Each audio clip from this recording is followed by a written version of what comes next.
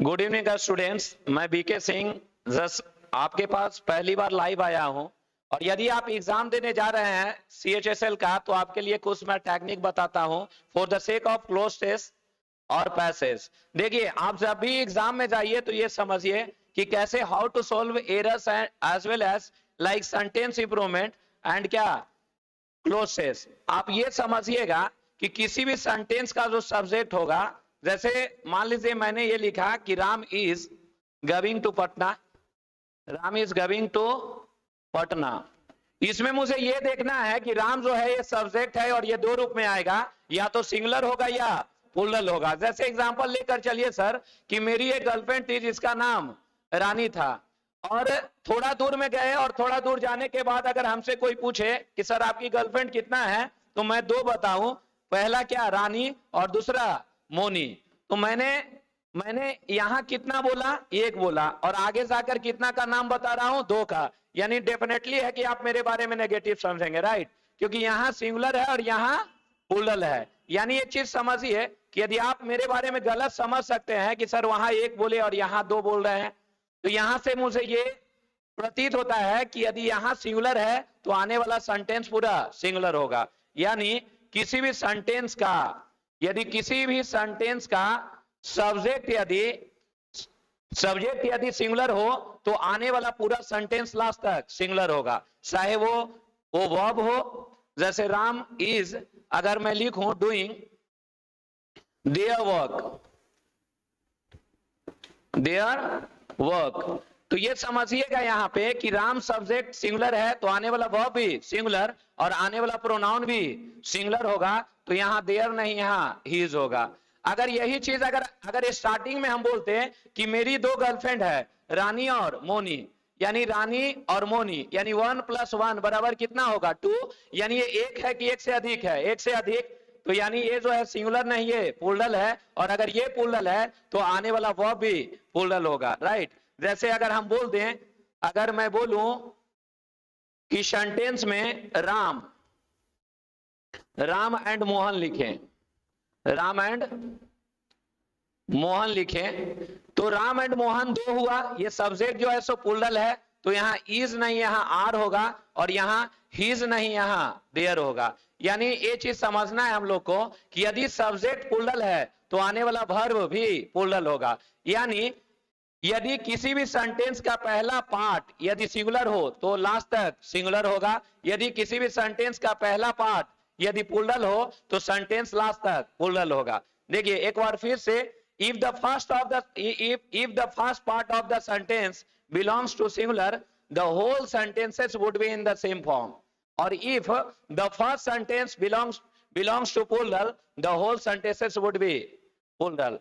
The second thing ये समझिएगा, अगर मैं बोलूं कि मेरी गर्लफ्रेंड का नाम रानी और इसकी सर शादी हो गई कब, 2014 में, क्लियर है, तो इसकी शादी हो गई यानी मेरी जनाजा अभी है कि उठ गई, यानी ये मेरे जिंदगी में अभी प्रेजेंट है कि पास्ट है। और अभी मान लीजिए अगर मैं कुछ बन जाऊं, बहुत बड़ा इंसान बन जाऊं या कुछ भी बन जाओ, और बनने के बाद इसको अगर ऑफर करे कि अब तो मैं बड़ा बन गया, तुम शादी हमसे कर लो, तो डायरेक्ट इसका यही आंसर होगा कि सॉरी बॉस, मैं किसी गैर की अमानत हूं। यानी जो चीजें गुजर गया वो कभी प्रेजेंट नहीं हो सकता। यानी यदि किसी भी सेंटेंस का, जैसे Ram said that he is teaching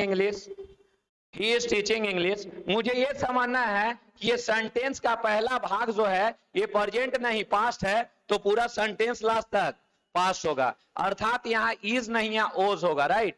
यानी एक चीज समझिएगा कि किसी भी सेंटेंस का पहला भाग यदि पास्ट हो तो पूरा सेंटेंस लास्ट तक पास्ट होगा।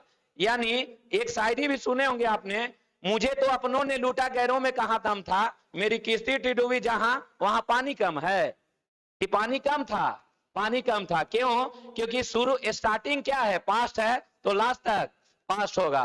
फिर अगर मुझे ये बोला जाए सर कि मेरे जैसा बंदा होगा, तो डेफिनेटली जवाब देगा कि अरे तुम्हारी किस्ती डूबने का तो मुझे भी गम था, तुम क्यों गए थे वहां जहां पानी कम था। यानी एक चीज समझना है मुझे कि अगर किसी भी सेंटेंस का पहला पार्ट यदि पास्ट है तो उसका आंसर पास्ट होगा। यदि आप क्लोज टेंस बना रहे हो और लिखा गया स्टोरी बेस्ड है, यानी प्रेजेंट नहीं, क्या चीज पास्ट में, तो आप उस ऑप्शन तक जाइए और ये सोचिए कि पास्ट का आंसर क्या होगा, पास्ट। वहां प्रेजेंट का जो ऑप्शन होगा या फ्यूचर का ऑप्शन होगा वो कट जाएगा। क्लियर है?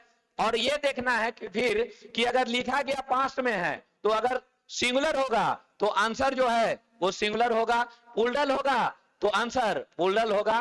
फिर एक चीज समझते हैं सर, वापस आते हैं, और अगर मैं बोलूं कि राम सेज ये जो है ये प्रेजेंट है, राम सेज दैट, अगर मैं ये लिखूं Ram says that he was going to Delhi, यानी एक चीज कंफर्म है कि ये फर्स्ट जोन जो है वो प्रेजेंट है तो ओवरऑल जोन प्रेजेंट होगा। यानी पहला सेंटेंस का पार्ट पास्ट है तो लास्ट तक पास्ट, पहला अगर प्रेजेंट है तो लास्ट तक प्रेजेंट, या अभी हम लोग जिंदा है तो कल कुछ बनेंगे, वो मेरा क्या है, फ्यूचर है। यानी अगर मुझे मन होगा तो Ram says that he will go लिख सकते हैं, यानी हम प्रेजेंट से फ्यूचर जा सकते हैं लेकिन पास्ट से फ्यूचर नहीं जा सकते। फाइनली ये बोल रहे हैं सर कि किसी भी सेंटेंस का पहला भाग प्रेजेंट हो तो लास्ट तक प्रेजेंट या फ्यूचर होगा, पास्ट होगा तो लास्ट तक पास्ट होगा।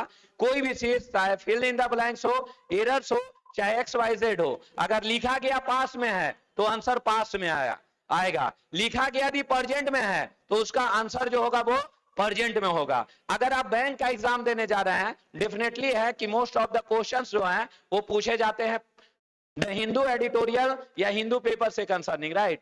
तो उसका जो आपको क्लोजेस्ट बैकग्राउंड होगा वो मोस्टली जो है वो आपका होगा प्रेजेंट में। तो वहां ये देखना है कि अगर प्रेजेंट में लिखा हुआ है तो उसका जितना भी ऑप्शन है पास्ट वाला उसको काट दें। क्लियर है? और अगर आगे का बात अगर कर रहा है तो फिर आंसर क्या हो जाएगा, फ्यूचर हो जाएगा। फिर एक चीज समझते हैं सर, क्लियर है?